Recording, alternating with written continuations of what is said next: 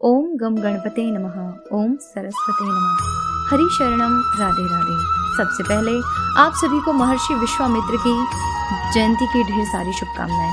आज हम जानेंगे कि विश्वामित्र जी आखिर कौन थे, क्या है उनकी जीवन कथा, आखिर उनके गुरु कौन थे और उनकी संतान, उनके पिता का नाम, उनकी रचनाएं, कहानियां और उनकी तपस्या और युद्ध के बारे में।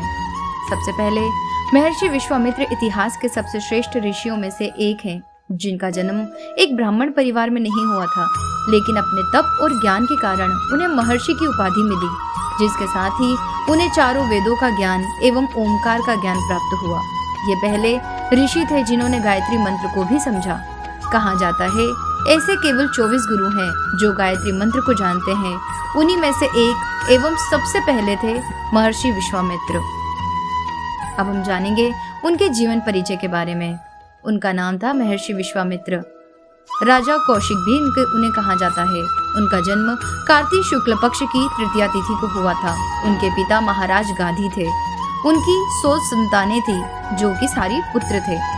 विश्वामित्र जन्म से एक क्षत्रिय एवं प्रजाप्रिय अति बलशाली राजा कौशिक थे, पर अपने हठ एवं तपस्या के कारण उन्होंने महर्षि की उपाधि प्राप्त की। और ऐसा उन्होंने क्यों किया और किस कारण उन्हें इसकी शिक्षा प्राप्त हुई, ये बहुत ही अच्छे प्रश्न हैं, जिनके बारे में हम आगे बात करेंगे। तो राजा कौशिक से महर्षि विश्वामित्र तक का सफर आइए जानते हैं। महर्षि वशिष्ठ से युद्ध की कथा।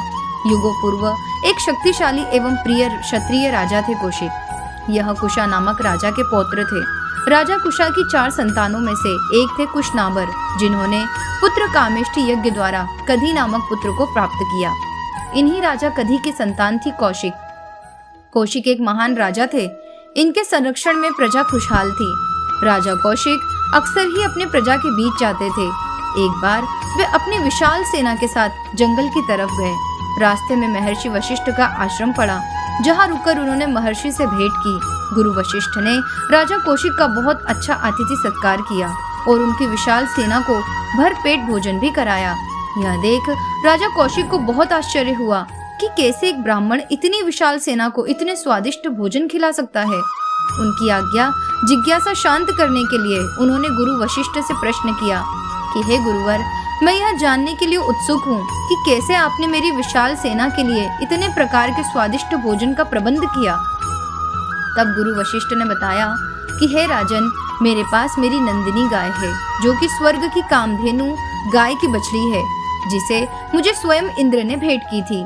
मेरी नंदिनी कई जीवों का पोषण कर सकती है। नंदिनी के बारे में जानकर राजा कौशिक के मन में इच्छा उत्पन्न हुई और उन्होंने कहा कि हे गुरुवर, मुझे आपकी नंदिनी चाहिए। बदले में आप जितना धन चाहे मुझसे ले लें। गुरु वशिष्ठ ने हाथ जोड़कर निवेदन किया कि हे राजन, नंदिनी मुझे अत्यंत प्रिय है। वो सदा मेरे साथ ही रही है, मुझसे बातें करती है। मैं अपनी नंदिनी का मोल नहीं लगा सकता। वो मेरे लिए अनमोल प्राण प्रिय है। राजा कौशिक इसे अपना अनादर समझते हैं और क्रोध में आकर सेना को आदेश देते हैं कि वो बल के जरिए नंदिनी को गुरु से छीन लेंगे।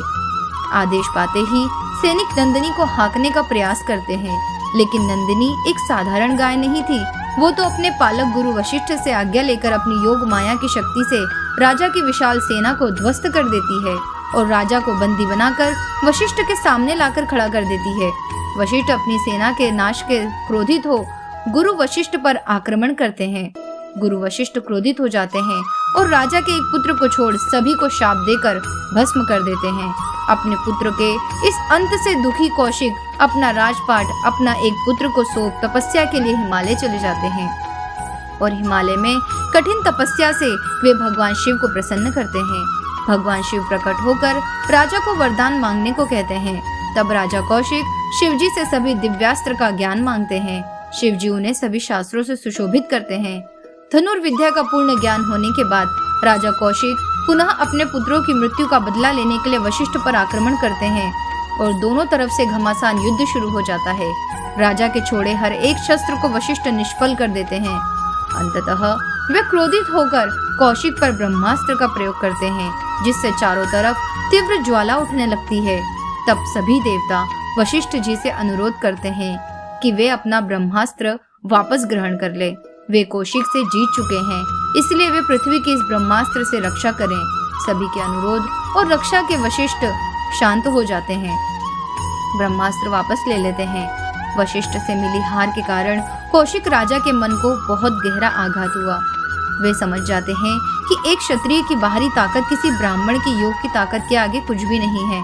इसलिए वो फैसला करते हैं कि वे अपनी तपस्या से ब्रह्मत्व हासिल करेंगे और वशिष्ठ से श्रेष्ठ बनेंगे। और वे दक्षिण दिशा में जाकर अपनी तपस्या शुरू करते हैं, जिसमें वे अन्न का त्याग कर फल फूल पर जीवन व्यापन करने लगते हैं। उनकी कठिन तपस्या से उन्हें राजश्री का पद मिलता है। अभी भी कौशिक दुखी थे क्योंकि वे संतुष्ट नहीं थे। विश्वामित्र ने किया नए स्वर्ग का निर्माण। एक राजा थे त्रिशंकु। उनकी इच्छा थी कि वे अपने शरीर के साथ स्वर्ग जाना चाहते थे, जो कि प्रकृति के नियमों के अनुरूप नहीं था। इसके लिए त्रिशंकु वशिष्ठ के पास गए, पर उन्होंने नियमों के विरुद्ध न जाने का फैसला लिया और त्रिशंकु को खाली हाथ लौटना पड़ा। फिर त्रिशंकु वशिष्ठ के पुत्रों के पास गए और अपने पिता का अपमान समझा। फिर भी त्रिशंकु नहीं माने और विश्वामित्र के पास गए। तब विश्वामित्र ने उन्हें अपनी इच्छा पूरी करने का वचन दिया, जिस हेतु उन्होंने यज्ञ का आयोजन किया और इसके लिए कई ब्राह्मणों को न्योता भेजा, जिनमें वशिष्ठ के पुत्र भी थे। वशिष्ठ के पुत्रों ने यज्ञ का तिरस्कार किया। उन्होंने कहा, हम ऐसे यज्ञ का हिस्सा कतई नहीं बनेंगे जिसमें चांडाल के लिए हो और किसी क्षत्रिय पुरोहित के द्वारा किया जा रहा हो। उनके ऐसे वचनों को सुन विश्वामित्र ने उन्हें शाप दे दिया और वशिष्ठ के पुत्रों की मृत्यु हो गई। यह सब देखकर अन्य सभी भयभीत हो गए और यज्ञ का हिस्सा बन गए। यज्ञ पूरा किया गया, जिसके बाद देवताओं का आवाहन किया गया, लेकिन देवता नहीं आए। तब विश्वामित्र ने क्रोधित होकर अपने तप के बल पर त्रिशंकु को शरीर के साथ स्वर्ग लोक भेजा, लेकिन इंद्र ने उसे यह कहकर वापस कर दिया कि वो शापित है, इसलिए स्वर्ग में रहने योग्य नहीं है। त्रिशंकु का शरीर बीच में ही रह गया। तब विश्वामित्र ने अपने वचन को पूरा करने के लिए त्रिशंकु के लिए नए स्वर्ग एवं सप्त ऋषि की रचना की। इस सब से देवताओं को उनकी सत्ता हिलती दिखाई दी। तब उन्होंने विश्वामित्र से प्रार्थना की। तब विश्वामित्र ने कहा कि मैंने अपना वचन पूरा करने के लिए यह सब किया है। अब से त्रिशंकु इसी नक्षत्र में रहेगा और देवताओं की सत्ता को कोई हानि नहीं होगी। इस सब के बाद विश्वामित्र ने फिर से अपनी ब्रह्मर्षि बनने की इच्छा को पूरा करना चाहा और फिर से तपस्या में लग गए। कठिन से कठिन तप किए, श्वास रोककर तपस्या की। उनके शरीर का तेज सूर्य से भी ज्यादा प्रज्वलित होने लगा और उनके क्रोध पर भी उन्हें विजय प्राप्त हुई। तब जाकर ब्रह्मा जी ने उन्हें ब्रह्मर्षि का पद दिया और तब विश्वामित्र ने उनसे ओम का ज्ञान भी प्राप्त किया और गायत्री मंत्र को जाना। उनके इस कठिन तप के बाद वशिष्ठ ने भी उन्हें आलिंग किया और ब्राह्मण के रूप में स्वीकार किया और तब जाकर इनमें कौशिक से महर्षि विश्वामित्र का नाम प्राप्त हुआ। इंद्र ने मेनका को तब भंग करने के लिए भेजा था। आइए जानते हैं कि मेनका कौन थी। जब विश्वामित्र साधना में लीन थे, तब इंद्र को लगा कि वे आशीर्वाद में इंद्रलोक मांगेंगे, इसलिए उन्होंने स्वर्ग की अप्सरा को विश्वामित्र की तपस्या भंग करने के लिए भेजा। चूंकि मेनका बहुत सुंदर थी, विश्वामित्र जैसा योगी भी उनके सामने हार गया और उसके प्रेम में लीन हो गया। मेनका को वो विश्वामित्र से प्रेम हो गया। दोनों वर्षों तक संग रहे। तब उनकी संतान शकुंतला ने जन्म लिया। लेकिन जब विश्वामित्र को ज्ञात हुआ कि मेनका स्वर्ग की अप्सरा है और इंद्र द्वारा भेजी गई है, तब विश्वामित्र ने मेनका को शाप दिया।